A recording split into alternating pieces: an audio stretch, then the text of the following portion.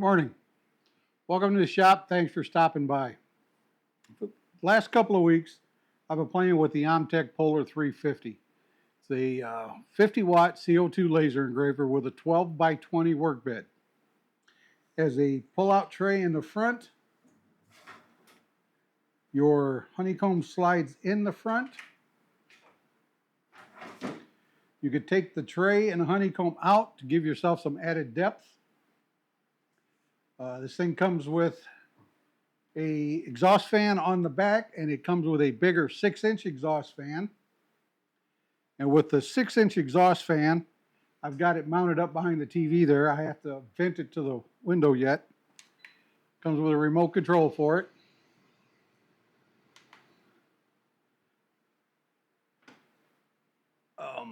Comes with two rotary adapters for different size pieces. One's narrower than the other one.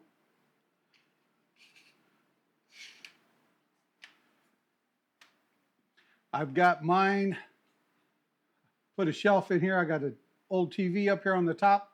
Got my laptop mounted below it. Got everything wired in so I could just stand right here and watch it and control it. It's got a start-stop button on the top. If it's green, it's ready to go. If it's red, there's an error. If it's blue, it's running. You can pause it in the middle of a cut, take a look and check something, and then start it back up, and it'll continue right where it was at. Very nice piece, easy to set up. Pretty much put it where you want it, run your exhaust hoses, put your key in it, you're good to go. First thing I did,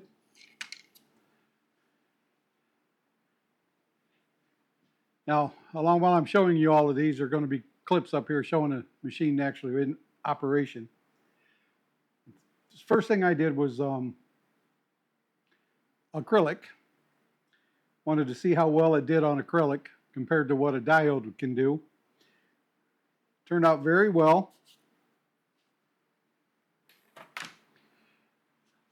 On plywood,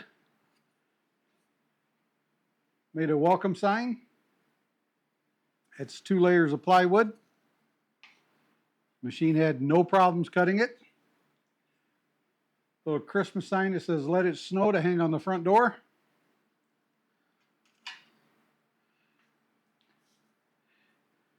Little Christmas ornaments with an angel praying.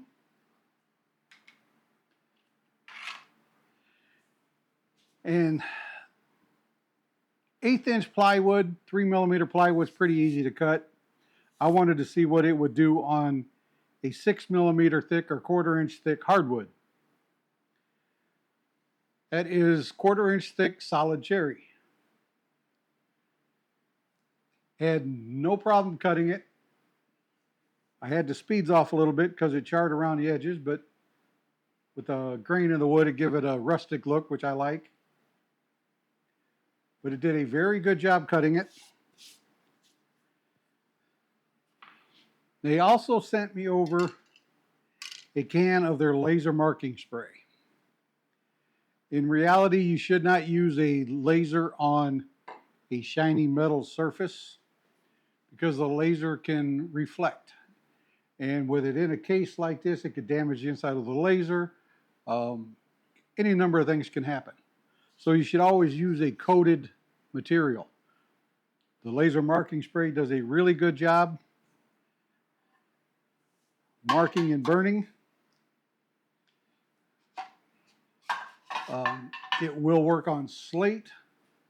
I didn't have any available, so I had to order some slate. We're going to try that. It does work on canvas. I got to get some of that to try it on that. But the links for it are down below.